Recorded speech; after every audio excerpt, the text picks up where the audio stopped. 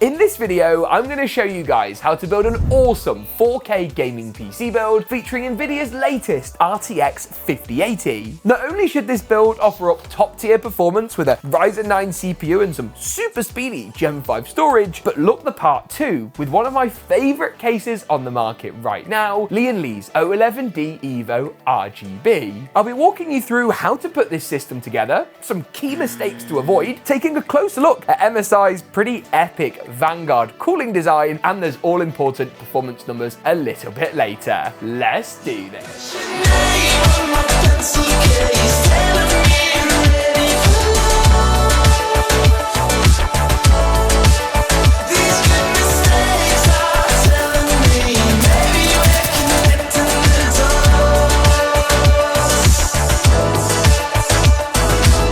I'm going to begin by looking at the graphics card in this build first of all, as let's face it, this is, well, the most exciting part. Now, we've all seen Nvidia's Founders Edition 5080, and as much as it's cool and compact and pretty clever, I want to see what MSI have got with this new Vanguard SKU. Now, this is a one-time open, so I really can't get this wrong.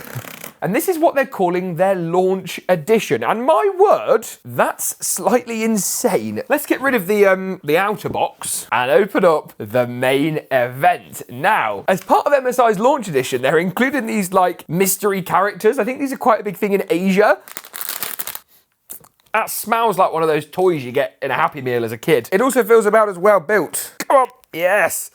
Oh, no. There we go. Oh yeah, that's definitely going in the build a bit later. Actually, as much as it's a bit of a gimmick, I do actually quite like the idea. Now, let's open the graphics card, shall we, and see what MSI's new Vanguard SKU is all about. Now, it's safe to say this is a bit of a monster, and if you compare it to the Founders Edition, you can see it's really quite large. The only concern really I'd have around the Vanguard is the price. It's likely to come in at a good chunk above the 5080's $1,000 MSRP, which for some people was already providing arguably quite a weak value proposition when you look at gen-on-gen performance. So just be careful if you're looking at an AIB card like this one, how much you're going to end up spending, and keep an eye on the price. With that being said, I do quite like this card. It's going to fit in our case no problems and should become a nice statement piece. I'll be diving into detailed benchmarks of this in our wider system config a little bit later, so keep your eyes peeled for that. But for now, let's look at some of the other parts, starting of course with the CPU. I've gone for the Ryzen 9 9900X to give us a bit of a better focus on multi-core, but if gaming is the only thing that you're doing, you might also want to consider the 9800X3D. I opted for this over the 9800X3D as this is not only a little more affordable, but you can actually buy it fairly easily, which is certainly something you shouldn't overlook when it comes to picking a CPU for your next build. And considering how unattractive Intel are as a proposition right now, this makes a lot of sense. The AM5 socket is also far more upgradable than what Intel have got to offer, which is best demonstrated if we look at the motherboard. MSI's X870 Carbon Wi-Fi. Now, I picked this board because it's a really nice match for the GPU, and unlike the Founders card, which feels kind of really polished, this is a bit more angular. It feels a little more raw, and I kind of actually quite like that. Now, the AM5 socket on this board supports obviously your last gen Ryzen 7000, current gen Ryzen 9000, but also whenever the next generation comes out, it's going to support that too. In fact, AMD have actually said they'll support the socket on this board until at least 2027, making it an incredibly upgradable option for those of you with one eye on future-proofing. Gen 5 support is pretty widespread on the motherboard too. You're going to need that for our Gen 5 RTX 5080, and I like MSI's little clip design where you can lock and unlock the PCI lane nice and easily. That's obviously becoming more and more important when you consider the size of the graphics card and then how difficult it then makes accessing any traditional style clips or connections. And you can see as well, if I hold these up very carefully side by side, they're very, very similar in their design. You've got bits of carbon on the GPU,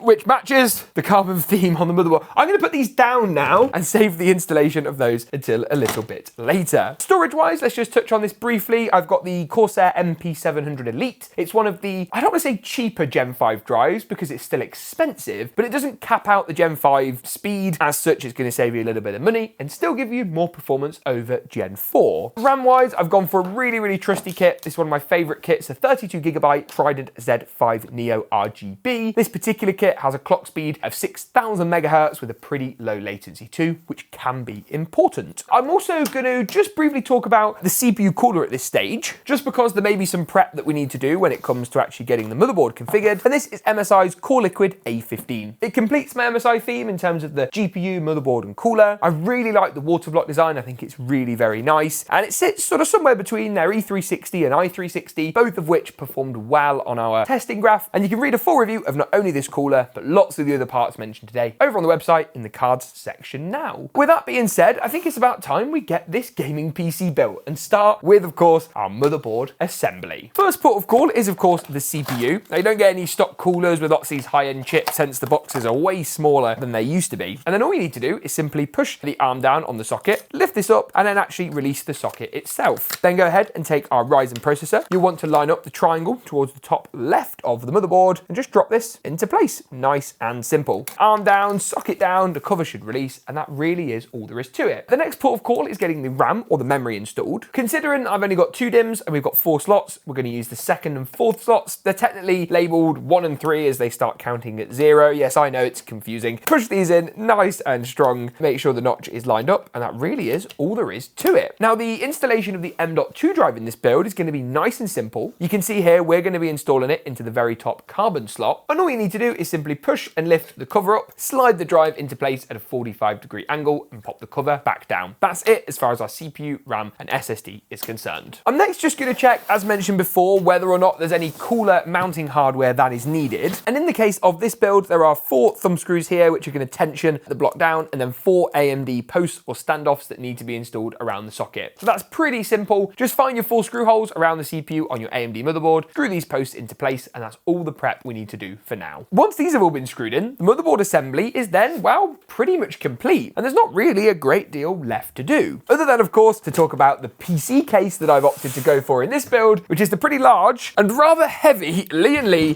O11D EVO RGB. Now, this is one of the most popular high-end PC cases on the market for good reason. Not only do you get glass on the side and the front, which is, as you can hear, quite heavy, but the build quality is fantastic. You've got this nice brushed aluminium finish on the top as well. All the panels are toolless and easy to take out, and you get good hardware compatibility. This is one of the longest GPUs you're likely to install in a system, and you can see there's loads of room. Similarly, you can chuck a 120mm fan at the rear, 140s or 120s at the bottom and the side. You really have got a lot of options. Installing the motherboard inside of the O11 is a pretty easy affair. All the standoffs are in the right locations anyway, so all that I need to do is slide the board into place. I should be able to get it over the raised center standoff. I've actually had to take off the M.2 heatsink to see that, and then I can actually fasten all of those screws down. The screws to do this are of course included in an accessory bag in the case. Once the board is in, I'm going to do the cooler next. However, I have actually gone for a bit of a curveball. I'm going to change the fans out on the cooler with Corsair's QX series. Now, the reason for that is this case doesn't come with any fans as standard. I want them all to match, and I'd like to try and make my life when cable managing this system a little bit easier. So what I'm going to do is replace the stock radiator fans with our Corsair QX fans so it all matches nicely, and also install these on the side, bottom and rear of the case, finishing things off by fastening the radiator right to the top of the chassis. Once all the fans have been done, I can then pop a drop of thermal paste onto the CPU before fastening the water block down onto the 4 standoffs I installed earlier and using the included Torque thumb screws. The final step then really before installing the GPU into any build is going to be your cables and wiring. Cabling and wiring is a lot easier to do now while things are easy to access. For this build in particular, I've gone for Corsair's RM1000x. This is one of their newer power supplies, which is nice, though there is one thing that's slightly weird about it, which is this dial at the back. Now, this is for the fanless operation mode, so you can tune the fan speed up and down, and while it seems simple, I do wonder what happens if the power supply gets hot. Presumably the fan kicks in even if the fan is off. One thing they do is include some rather nice sort of, I want to call them semi-braided cables. They are braided, but they're like a rubber braiding rather than a slightly nicer feeling cloth braiding. And in this build, we're going to need a few different cables. A GPU power connector for our 12-volt high power, a 4+4 pin CPU power connection. Ideally, you want a pair of those in order to sufficiently power up the CPU. You're also going to need a motherboard power cable, which is going to be the largest of the bunch. That's going to power up, obviously, all of your motherboard power. And then because this is an iCUE build with iCUE-related components, we're also going to need one of these. This is a 6-pin PCI power connector, which is going to power up the iCUE Link hubs, and of course, all the fans that make this build possible. So go ahead, get all of those wired up to the back of the power supply in their respective locations, screw the PSU in with the fan drawing air through the rear side panel, and then wire up the CPU to the top left and motherboard to the right hand side. Once the power cables have been done, I'm also going to move on to the front panel cables, plugging in the HD audio to the bottom left of the motherboard, the JFP1 front panel cables to the bottom right, and then our two USB 3s, our Type A and Type C, to the right hand side of the board too. And that's going to power up all the ports and connectors on the, I want to say the front of the case, where are they? The bottom of our Lian Li O11D EVO RGB.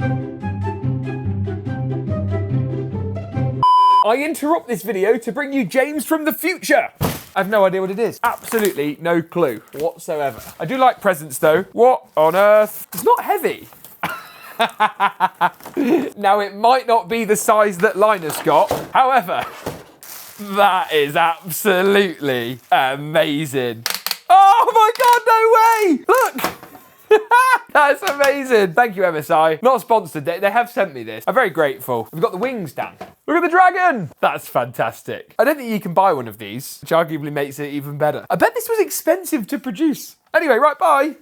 And now it's finally time to install our 5080 Vanguard. Now, let's take a look at which PCI lanes it is. I was going to say, is it the top one? I think it is. And we've got two to remove. So although this card actually is much thicker than 2 slots, it's only going to fasten into 2 slots. I need to make sure that I've got the PCI slot unlocked. So a little click of the button is going to do that. Make sure you remove the plastic protector and then slide the graphics card into place. There we go. Look at that. That is quite something. And I have to say, fair play to MSI. The board, the cooler, and the GPU match perfectly. And my plan to try and create a really nice cohesive build seems to have paid off. So give me a few moments to get everything wired up and I'll rejoin you for those all-important performance benchmarks. So now this is undoubtedly one powerful gaming PC build at 4K, and you've probably seen lots of benchmarks of the 5080 already, providing an increase in performance over the 4080 Super, but nothing completely mind-blowing. Whether it's Alan Wake 2 or Cyberpunk you're looking to play, or something a little easier like Call of Duty's Black Ops 6 or Apex, this build has you covered. Let's take a closer look at a couple of these headline FPS figures, starting off with Cyberpunk. Now the 197 FPS here actually leans on 4K high settings with DLSS enabled on the quality preset and frame gen 4x, so that's the MFG. And now ray tracing is also enabled and set to medium, and I think visually gives us a great experience. Now take the multi-frame gen out of the equation in a game like Hogwarts Legacy at 4K high, and you can see this build still achieves some strong frame rates. 102 frames per second in Hogwarts, again without any of that multi-frame gen, or as some people like to call it, fake frames. Marvel's Rivals is a similar story, 4K high on the 5080 with no MFG to play with, and the build achieved a really solid 94 frames per second. While finally, Apex Legends, a super popular title, performed really well with 259 FPS at 4K high. Just a sample of some of the performance available from this system. Now you can find full reviews of all the RTX 5080s that we've had into test at our website, linked down below, for some even more detailed gaming benchmarks. If you enjoyed this video, make sure to get subscribed. Thanks for watching, and as always, we'll see you in